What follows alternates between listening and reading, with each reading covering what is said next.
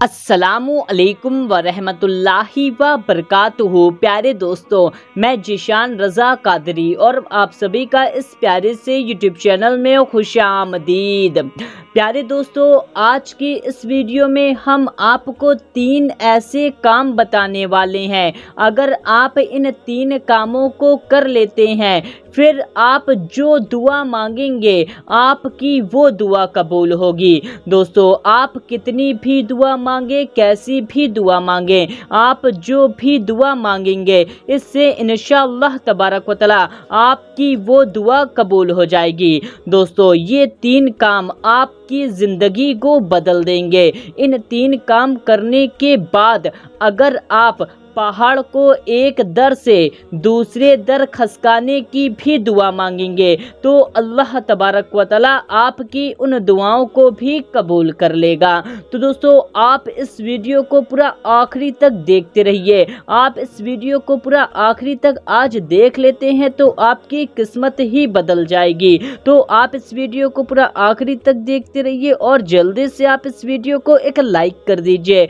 और आपने चैनल को अभी तक सब्सक्राइब नहीं किया हुआ है तो जल्दी से आप इस चैनल को सब्सक्राइब कर लीजिए, क्योंकि हम आपके लिए बहुत ही प्यारी प्यारी वीडियो लाते रहते हैं। तो दोस्तों, जल्दी से हम आपको बताते हैं आपको वो 3 काम कौन से करने हैं और उन 3 कामों को करने का क्या तरीका है। पूरा तरीका हम आपको बताएंगे, तफसील से बताएंगे। तो दोस्तों, आपकी जो भी दुआएं बरसों से सालों से पूरी नहीं हो रही हैं, आप दुआ मांग मांग के थक गए हैं, वजीफे कर कर के थक चुके हैं, लेकिन आपकी दुआ कबूल नहीं हो रही है। तो दोस्तों, अब हम आपको जो 3 काम बताने जा रहे हैं, आप इन 3 कामों को लगातार आपको करना है। यानी कि आपको पहला काम करना है, फिर उसके बाद तुरंत दूसरे काम को करना है, फिर उसके बाद तुरंत तीसरे काम को आपको कर लेना है। दोस्तों, इन 3 कामों को आपको एक जगह पर आराम से इत्मीनान के साथ बैठ करके करना है।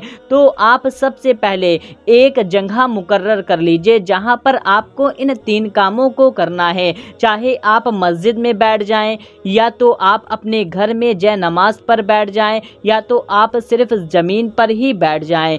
दोस्तों, बैठने से पहले अगर आपका वज़ू पहले से है तो अच्छी बात है, अगर आपका वज़ू नहीं है तो पहले आप अच्छे से वज़ू कर लें। वज़ू करने के बाद पाक साफ होकर पाक साफ जगह पर आप बैठ जाएं। फिर आपको इन 3 कामों को करना शुरू करना है। इन 3 कामों में से पहला काम ये है कि आपको एक छोटा सा वजीफ़ा पढ़ना है। दोस्तों, ये वजीफ़ा बहुत ही छोटा सा है। इस वजीफ़े को करने में आपको मुश्किल से 1 से 2 मिनट का वक्त लगेगा। इतने कम वक्त में आप इस वजीफ़े को मुकम्मल कर लेंगे। दोस्तों, आप कोई भी वजीफ़ा पहले से कर रहे हैं या नहीं कर रहे हैं, उसके साथ में आप इस वजीफ़े को इन 3 कामों को कर सकते हैं। तो दोस्तों, आपको वजीफ़ा कुछ इस तरह से पढ़ना है कि आप सबसे पहले 3 बार दुरूदे पाक पढ़ लें। दुरूदे पाक आप कोई सी भी पढ़ सकते हैं, जो भी दुरूदे पाक आपको याद है। एक दुरूदे पाक हम आपको पढ़ करके सुना देते हैं, सल्लल्लाहु अलैहि व आलिहि वसल्लम। दोस्तों, ये सबसे छोटी दुरूदे पाक है, हम आपको एक बार फिर से पढ़ करके सुना देते हैं, सल्लल्लाहु अलैहि व आलिहि वसल्लम। दोस्तों, आप इस दुरूद पाक को भी पढ़ सकते हैं, वरना आपको जो भी दुरूद पाक याद है आप उस दुरूद पाक को सिर्फ 3 बार पढ़ लें। फिर आप इसको 11 बार पढ़ें, 11 टाइम्स। या अल्लाहु या रहीमु, या अल्लाहु या रहीमु। दोस्तों, हिंदी और इंग्लिश दोनों में लिखा हुआ है, इसको आपको सिर्फ 11 बार पढ़ लेना है। 11 बार से ना ही आप एक बार कम पढ़ें और ना ही आप एक बार ज़्यादा पढ़ें, इस तरह से पढ़ें, या अल्लाहु या रहीमु। ये आपका 1 बार हो गया। फिर या अल्लाहु या रहीमु, ये आपका 2 बार हो गया। फिर या अल्लाहु या रहीमु, ये आपका 3 बार हो गया। इस तरह से आपको पूरा 3 बार पढ़ना है, यानी कि इस तरह से पढ़ना है, या अल्लाहु या रहीमु, या अल्लाहु या रहीमु, या अल्लाहु या रहीमु। दोस्तों इस तरह से आपको पूरा 11 बार पढ़ लेना है और फिर आप आखिरी में 3 बार दुरूदे पाक पढ़ लें। बस इतना छोटा सा वजीफ़ा आपको पढ़ लेना है। इतना छोटा सा वजीफ़ा पढ़ने के बाद आप उसी दर पर जहाँ पर आप बैठे थे वहीं पर आपको खड़े हो जाना है।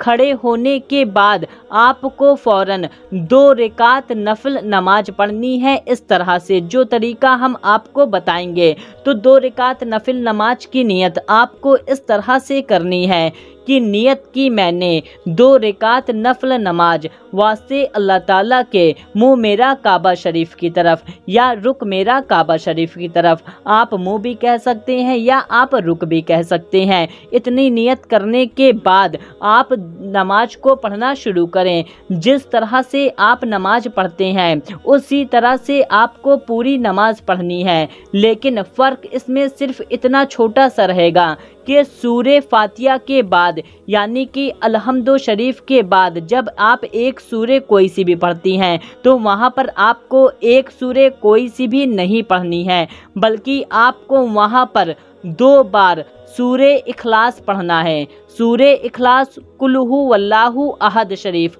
इस सूरे को आपको 2 बार पढ़ना है दोनों रकात में। यानी कि आपने पहली रकात पढ़ी, पहली रकात में सूरे फातिहा के बाद आप 2 बार सूरे इखलास पढ़ लें कुल हु वल्लाहु अहद शरीफ, और फिर आप जब दूसरी रकात पढ़ें तो दूसरी रकात में भी आपको अलहम्दु शरीफ के बाद यानी कि सूरे फातिहा के बाद आपको 2 बार सूरे इखलास पढ़ना है। सूरे इखलास कुल हु वल्लाहु अहद शरीफ। दोस्तों इतना पढ़ने के बाद आपको फिर पूरी नमाज उसी तरह से पढ़ लेनी है जिस तरह से आप नमाज पढ़ते हैं। यानी कि आपको फिर रुकू करना है, फिर सजदा करना है और फिर अतहियात के लिए बैठ जाना है। अतहियात में आप अतहियात पढ़ें, फिर दुरूद इब्राहिम पढ़ लें और फिर आप कोई सी भी एक दुआए माशूरा पढ़ लें और फिर आप सलाम फेर लें। जिस तरह से आप नमाज मुकम्मल करते हैं उसी तरह से आप पूरी नमाज मुकम्मल कर लें। दोस्तों नमाज मुकम्मल करते ही आपका दूसरा काम भी पूरा हो जाएगा। यानी कि आपने पहले काम में वजीफ़ा पढ़ा, दूसरे काम में आपने नमाज पढ़ी, अब आपकी पारी है तीसरे काम की। तीसरे काम में आपको सलाम फेर कर उसी दर पर बैठे बैठे अपना दोनों हाथ उठा करके दुआ मांगना है। दोस्तों दुआ तो सभी लोग मांगते हैं, अब आप बोलेंगे ये कोई काम है भला, तो हम आपको बता दें। दोस्तों आपको दुआ कुछ इस तरह से मांगनी है कि कुछ लोग दुआ में 1 मिनट दुआ मांग लेते हैं, कुछ लोग 2 मिनट दुआ मांग लेते हैं, लेकिन आपको इस तरह से दुआ नहीं मांगनी। दुआ मांगने से पहले आपको पूरा यकीन होना चाहिए, पूरा भरोसा होना चाहिए अपने रब पर कि आपका रब आपकी दुआओं को कबूल कर ही लेगा। दोस्तों आपको दुआ कम से कम 10 मिनट या 12 मिनट तो मांगनी ही मांगनी है। आपकी जो भी हाजत है, जो भी आपकी दुआएं हैं, आप उनको रो करके मांगे, गिड़गिड़ा करके मांगे। रोना ना भी आए तो रोने वाला चेहरा बना करके मांगे। दोस्तों जब हम लोग दुआएं मांगते हैं रोना तो ज़रूर आ जाता है, तो जितना भी रोना आपको आए आप रो रो करके दुआ मांगे, गिड़गिड़ा गिड़गिड़ा करके दुआ मांगे। कम से कम आप 10 से 12 मिनट दुआएं मांगते रहें, जारो कतार दुआ मांगे, बिना रुके दुआ मांगे, रो रो करके दुआ मांगे, तहे दिल से आप दुआ मांगे। इससे इंशाअल्लाह तबारक व तआला दोस्तों आप जो दुआ मांगेंगे आपकी वो तमाम दुआएं पूरी हो जाएंगी। और इन 3 कामों का यानी कि इन अमल का आप करिश्मा अपनी आँखों से खुद देखना कि आपकी दुआएं कैसे कबूल होती हैं और इसका नतीजा आपको कैसे देखने को मिलता है, यानी कि इसका करिश्मा आपको कैसे देखने को मिलता है। दोस्तों आप सोच रहे होंगे कि इन 3 कामों को यानी कि इन अमल को आपको किस वक्त में करना है, तो हम आपको बता दें कि इस अमल को आपको उस वक्त में करना है जिस वक्त में नमाज पढ़ना मकरूह नहीं होता है।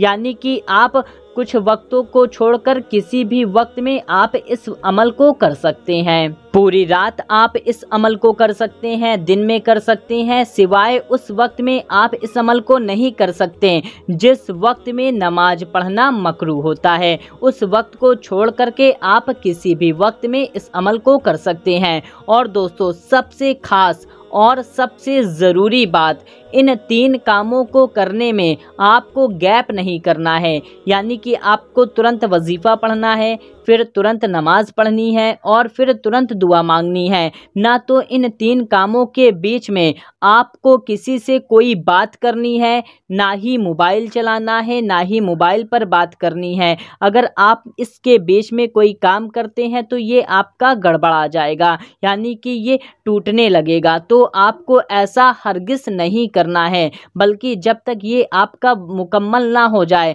तब तक आपको किसी से कोई गुफ्तगू नहीं करनी और ना ही आपको अपने दर उस दर से हटना है। यानी कि जिस दर पर आप बैठे थे, जिस दर पर आपने वजीफ़ा पढ़ा, जिस दर पे आपने नमाज पढ़ी, जब तक आपका दुआ पूरा ना हो जाए तब तक आपको उस दर से नहीं हटना है।